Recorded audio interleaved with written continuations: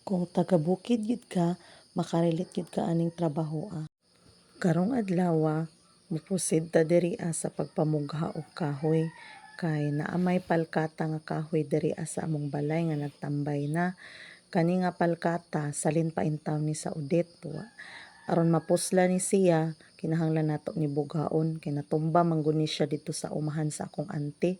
Tinanom untana ni siya, mahimo na untana ning kwarta nya unsaon man nga natumba man, tumba man sa bagyo nga udit.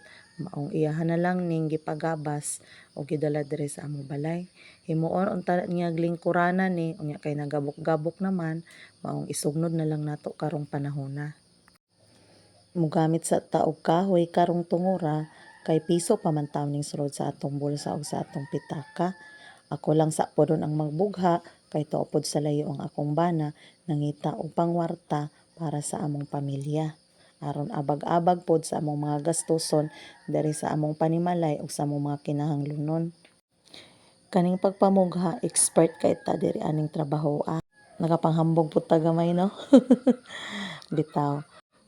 High school pa ko, nakabalo na ko ani nga trabaho tungod kay kani laging sayo ta wala nay papa, grade 3 pa wala na koy papa.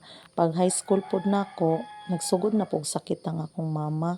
So mao na nga nagkat-on yun ko sa mga bugat nga mga trabaho sa una kay ako man ang kinamagwangan, may na lang ako ang kaabag sa akong inahan nga masakiton in tawo. Ug isa po diha nga rason, nagdako pud ta sa kapobrehon. Wala man in taon ta nagtangak og gintong kutsara nga maupay ingon nila. Gipili gyud nato nga maningkamot, gihimo nato og inspirasyon ang atong kapobrehon aron dili ta mo surrender, aron makakab-ot ta sa atong gusto nga propesyon, aron mahimo tag successful sa umaabot. Busa, kung ikaw nga naglantaw aning video susama pod ka og kaagi sa ako pili gyud nga magpadayon sa gihapon. Tumana ang imong pangandoy sa kinabuhi.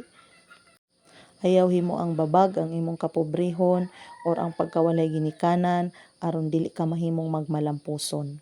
Ang imong kahimtang mao na imong himuon noon nga inspirasyon aron ka magpadayon sa pagkab-ot sa imong gusto nga pangandoy aron magmalampuson sa kung unsa man ang maayo nato nga mga tinguha para sa atong kinabuhi. Kay ang kapait o kalisod ug mga kasakit nga atong naagian maunay makapahimo nato nga magmalig-on sa pagbatok sa atong kinabuhi. Himuon gyud na nato nga inspirasyon sa paglahutay ug sa pagpadayon.